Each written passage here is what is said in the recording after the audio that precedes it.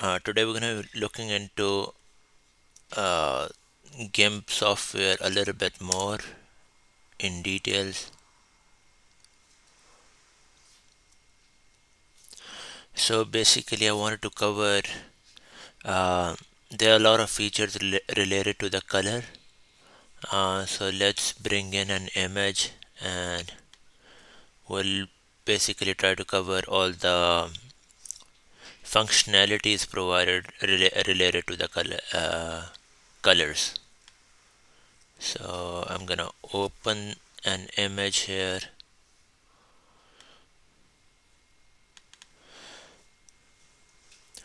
One trick to actually enlarge the image is if you press Control and then scroll in or scroll out. If you have a keypad, I scroll in or scroll out using two fingers. So you can actually enlarge the image. So once you have this image open, another way of enlarging is to go here and then just enlarge it like that. We're gonna bring it back to 300. Okay, so in order to play with the colors, you either right click and then colors and then start selecting the options, or you go here in the colors on this tab and then you can select the same. We have very similar options over there too. So the one thing is like kind of an in order to change, you can actually do the color temperature, like you can change the color temperature. So presets allow you to, if you have already changed something, it's gonna keep a record of that and you can just select the previous changes. So this is the original temperature, right? So I can actually change the temperature one more time. This is me changing the temperature. This is intended temperature, which it says that I should have it. And if I do OK, and if I go back, color, and then color temperature, you will see that I have an entry in here, basically saying that okay, you had the this color temperature settings on this date and this time, so you can use that. So if I change it again and then say OK, you will notice that color temperature has those two entries, that at 7:10:32 and at 7:10:04 I had two settings, so I can switch between those two. Okay, so let's just cancel that. Okay, one other thing in the same color temperature is that the blending options, you have some, you can change the opacity over here. We're gonna keep it the same. And then in the blending one, you have replace, normal. You have a lot of options in the blending ones. So basically you are blending different colors, different like the light effects and those kind of things. Preview is gonna be basically say that which the changes you are making, do you want to see them right away, or you don't want to have any preview. So if I have the preview, I will be able to see the changes although it's not gonna take effect unless I press click. So if I do all the changes but I cancel it, it's not gonna take effect. Again, in the colors, color temperature, what else? Okay, the other one is I really like this one, split view. So what is gonna happen is like it's gonna split the view and you can actually change it where exactly you wanna see the changes. So if I wanna have this one, the right side of the splitted window or split window, compare to the left side of it, I can actually split it like I did and make the changes, and only the left side is gonna take the effect and the right side is unaffected. So you can actually make a comparison. Which one do you want? We don't want that.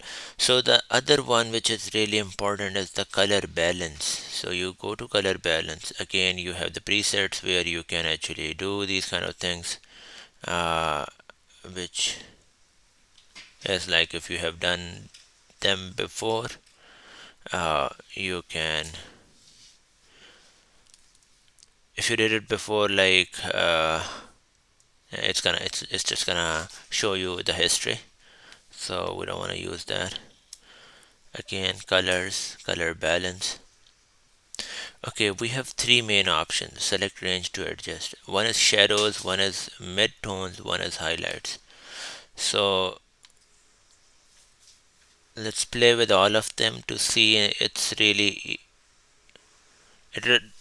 easy to actually see the effects compared to actually explain like what the shadow is gonna do.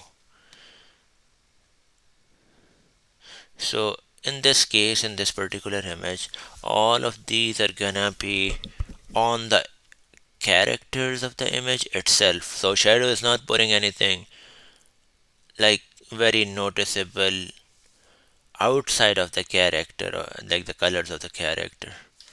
So if you look at I'm inside the shadow and I'm changing this one, it is a little bit affecting the outside, but not too much. Mainly the characters are being changed. And these colors like the yellow and the blue, green and magenta, red and cyan, they are like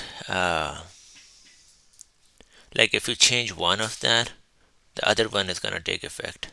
So over here red is taking effect, on the other side the cyan is taking effect, green is taking effect, and magenta is gonna be displayed more, blue and yellow, blue and yellow. So you can change that too.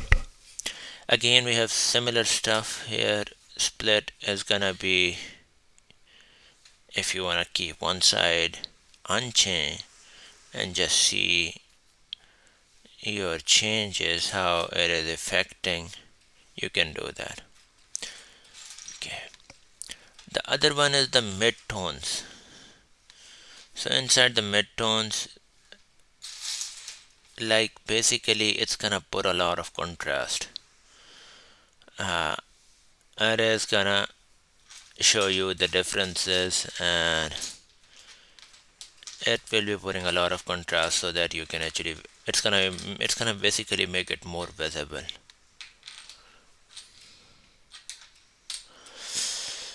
Okay, and the highlights. This is basically putting like how much light you want to have, like how bright or how dull the image you want to have, and what kind of light you're gonna be putting.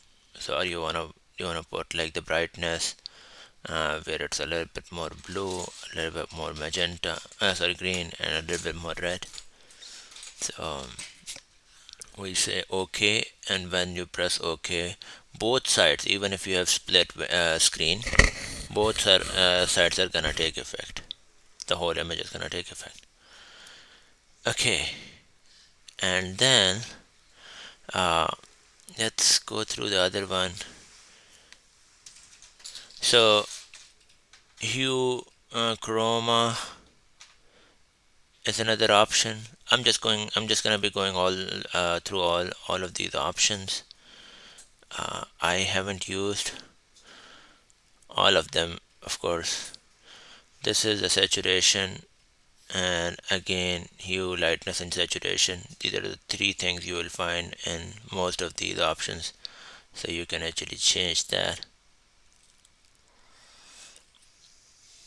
Okay, select primary color to adjust. Okay, so you can also say that okay, I want to basically adjust the red color, so the red should be affected, and don't do anything to the rest of the colors, you have that option. Okay, what else? There is saturation. You can actually go into the saturation, hue, brightness, all those options separately. So the colors, shadow, highlights. Again, one is like you can go to the balance and then it's gonna balance for you, and other one is kind of controlling all of these things, the levels, uh,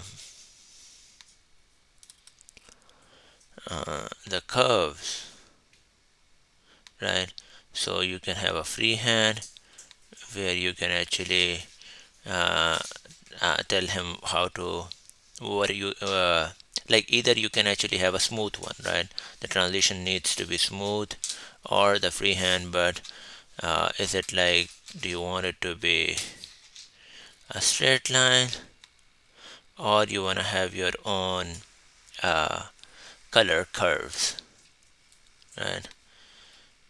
So again, you can split the window to see the differences, or what like changing this color curves graph can really do for you. Oh my goodness. And then you can have a freehand where you can actually do anything, or you can have a smooth curve where you are only changing the points. This is nice. Okay, what else you can do with the colors? You can invert the colors, of course. Sometimes you just want to invert the colors and make it uh, make the image really scary. Linear invert, you have a linear invert. Okay, and then you have a value invert. Oh my goodness. Auto, you have equalize, you have white balance, and then you have color enhance. Oops. Okay, components, you have a channel mixer here, extract component and mono mixer. So you can again do a lot of mixing in here, where the red channel and the green channel have been separated, and you can actually, oh, you can play with that in order to play with the channels, like um, what are the different, like basically you can do the mixing per channel. So red channel has it, so in that channel you can actually which started with the red, so how much of red do you want in that, green and blue. We're gonna leave it like that for now. Okay, this is amazing. Sometimes you just want the image to be monochrome. We don't want, we just wanted to remove all the colorings from the image and make it black and white. So that would do that. Okay. Okay, color to gray and desaturate. You can also do the desaturate. It's basically going from the coloring to the uh, mono mixer. Most of them, it's gonna be taking away the colors and changing the image to a um, changing the image to a like a monochrome, like black and white image. Then we have maps here. We have alien map, and instead of just putting in the, like changing the stuff with the, where we had the where we had the like a dual combination of red and cyan, green and something else, and blue and yellow. Uh, Instead of that, we can actually do it in the uh, in in maps and the phase shift. So basically you are in basically you are looking into, like, instead of the straight values, you are actually doing them in like treating the pixels and the colors as vectors, and looking at their phase shift, how you want to change the phase shift in order to create that. Okay, we have color exchange, rotate colors. Again, it's all about maths here, like how exactly do you want to change how this color needs to be changed, and what should be the angle of that, the destination range, so that they can extrapolate. And then gray handling is there. Wow. So of course you can see there are a lot of options for that. We have some other ways of like mapping them, and tone mapping.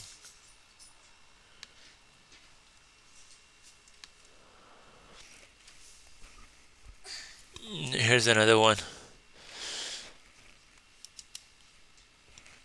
That is the tone mapping. Never used that before.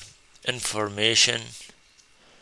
So you can actually see the like basically it's not gonna change much of it, but it will be like telling you where the color contrasts are, where are different kind of border averages are, and that kind of information is gonna be displayed.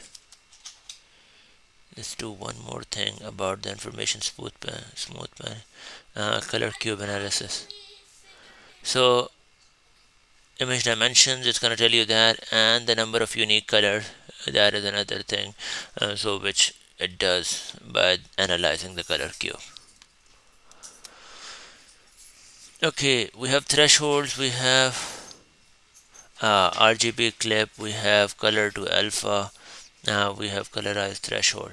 We can change the threshold like how exactly you wanna like what should be the threshold for that, where you're gonna be kind of making the transitions for all those mappings, and like the setting up the hue and saturation, so you can actually change the threshold there. We don't want to do anything with that. RGB clip, low limit and the high limit. So again, these are some of the options, and I haven't used that one before either. There is posterize, there is colorize. Wow, here's another color, so you can actually go here and then just kind of like I will say, to me it looks like you just put another layer of colors on top of whatever you did. So here's another one, and you can, of course, you can select the brightness, you can select the saturation and the hue or that.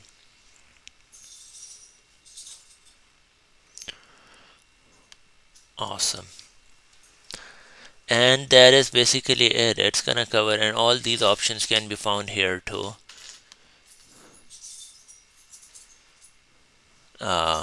All of the ones which you see by right clicking here and going to the colors, you can actually get it to those options from this one, from the tab, colors tab too.